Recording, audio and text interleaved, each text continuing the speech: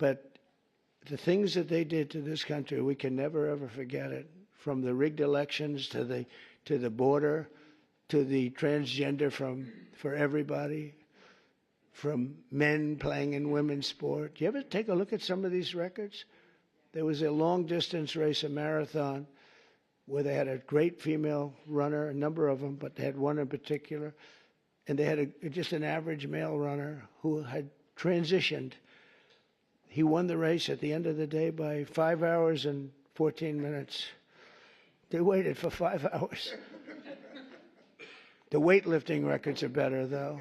The weightlifting records are better, you know, the way they took a record that hasn't been broken for 18 years. 18 years. And, you know, they'd add a quarter of an ounce on each side of the barbell. And they'd just, a little tiny piece of stuff.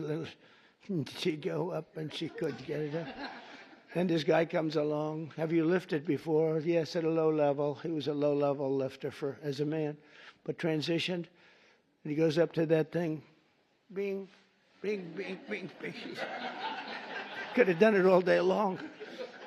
Broke the record by 119 pounds. The whole thing is crazy. The swimming records are pretty good, too. You got to see that. I told the story. You had this great group of young ladies, and they grew up with each other because, you know, they sort of swam at the top level. And they were swimming, and one girl was seriously injured. She looked left, and she saw the same girl she grew up with, Kelly, in California. Same girls, you know, that young age, they sort of rise to the top. She looked to the right, she saw the same girls, but there was this giant standing right next to her. And he had transitioned. You probably heard this. He had transitioned. And she'd never seen her before. And when the race was started, he blew by her so fast that she suffered massive windburn. They had to take her. So.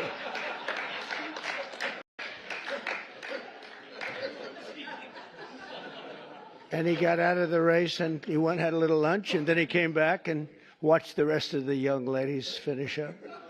The whole thing is crazy, and it's so demeaning to women. It's so demeaning to women, but it is what it is. But what they did to this country, and we ended all of that, as you probably know.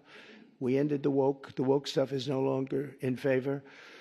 But we're doing fantastically. Wages for blue-collar workers have surged by the most in over 60 years.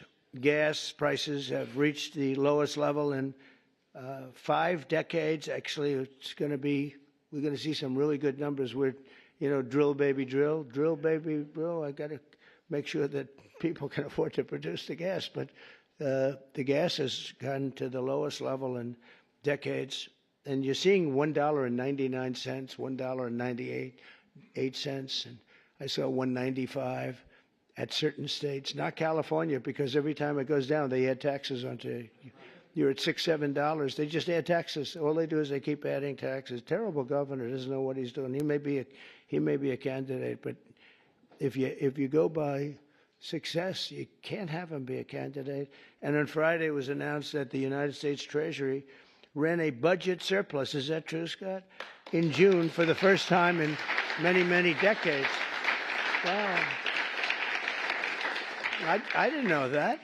That's a good one, too. I'm going to have to put that in my repertoire, Scott.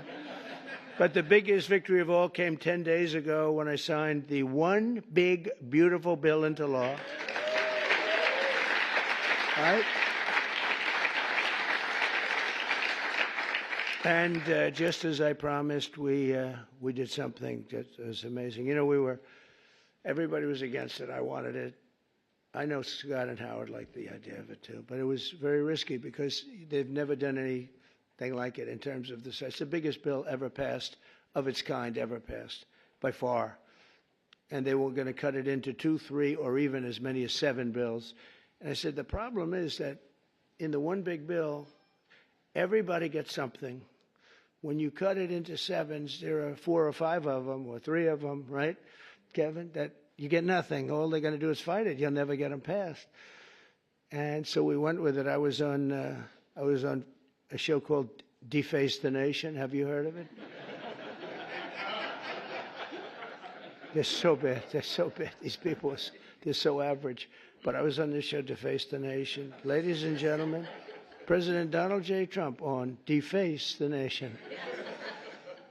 No, but they're all so bad. But we were on the show, and she said to me a question. She said, what would you call this bill? Would you want to have it called One Big Beautiful, or would you rather see it? I said, what I want is one great, big, beautiful bill.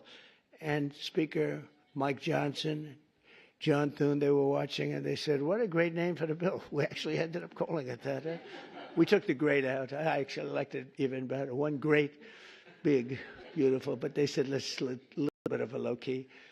But we got to pass. But we got to pass because there's something for everybody. And there are things that people don't like, but you need them for the country. You know, you have to do some things that are great for the country, but they wouldn't necessarily get the votes. And we got the votes. Think of it, not one Democrat vote. All the goodies that we got, not one Democrat voted in either the Senate or the House. And we're talking about tax cuts and business. I mean, so many different things that are so good, right? Not one Democrat vote went with us, not one. So we had to get almost every, in the House we got 218 to 2. Think of that, 218 to 2. Nobody could do that. It's never been done. And that says, you know, and we have Rand Paul Jr., who's a guy from, we call him Rand Paul Jr. because he always votes no. A guy named Massey, always votes no. We had another guy who I helped very, very strongly, helped him with a very personal situation, got him through it. And he voted no. I said, thank you very much, I appreciate it. And then we went to the Senate, and you had, of course, Rand Paul, who always votes no. They call him Just Say No. I think they think it's... No, I think they and you know, I got him elected. I had to go to Kentucky twice to do rallies to get him elected twice. But they forget. A lot of politicians forget. And then we had a couple of others. Susan Collins, she's another one. Just Say No. She always brutal. And we had some people. Tillis, I guess, was a no, right? He was a no. And they said he was brave. He said no to the president, but he resigned the following morning. So anyway, that was terrible, I thought. But we couldn't lose more than 3. We had 3 that said no. And so we won that 50 to 3. So it's pretty tough. And a senator came over to me and said, I can't believe you won the House. Great guy, this senator, Eric Schmidt, who's doing a great job. He said, I can't believe you won the House. I said, actually, so remember 218 to 2. We needed 3, so we could have lost 3. We actually only lost 2.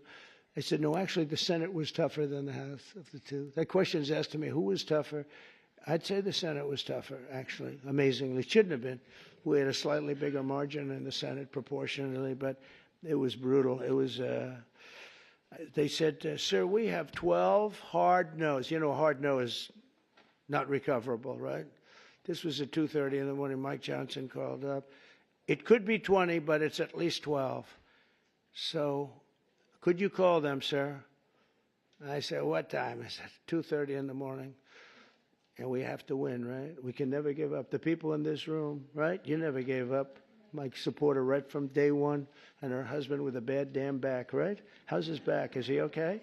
Every time I see him, he's got a bad back. But he's got a lot of cash, so. A lot. He's got a lot of cash. But no, they're great people. Thank you very much. I do appreciate you. You were there right at the beginning, you know, always was there.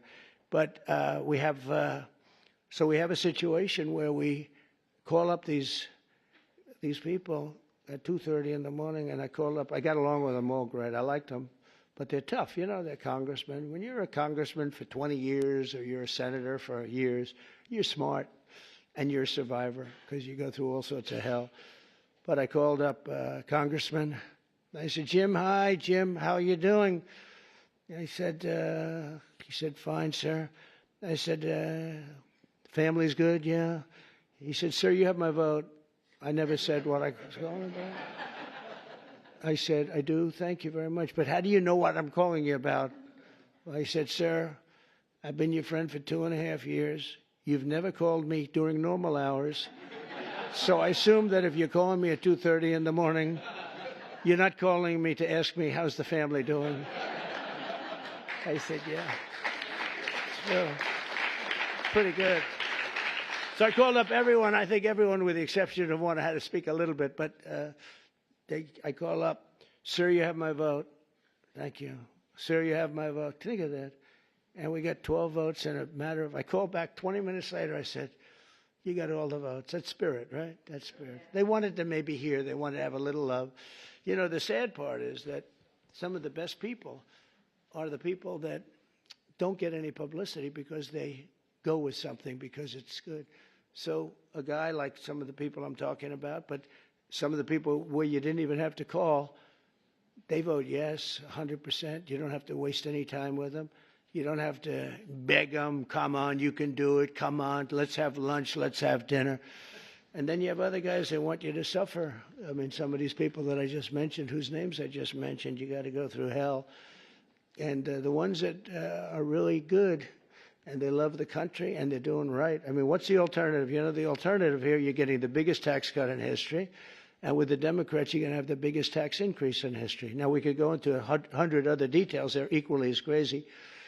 So I said, so what's the difference? So you're going to say no, and you're going to have the biggest tax cut in history this way, and you're going to have the biggest tax increase the other way, and you'll probably end up in a depression, because if you ever did that, it would be a shock to the whole world. That's what happened in 1929.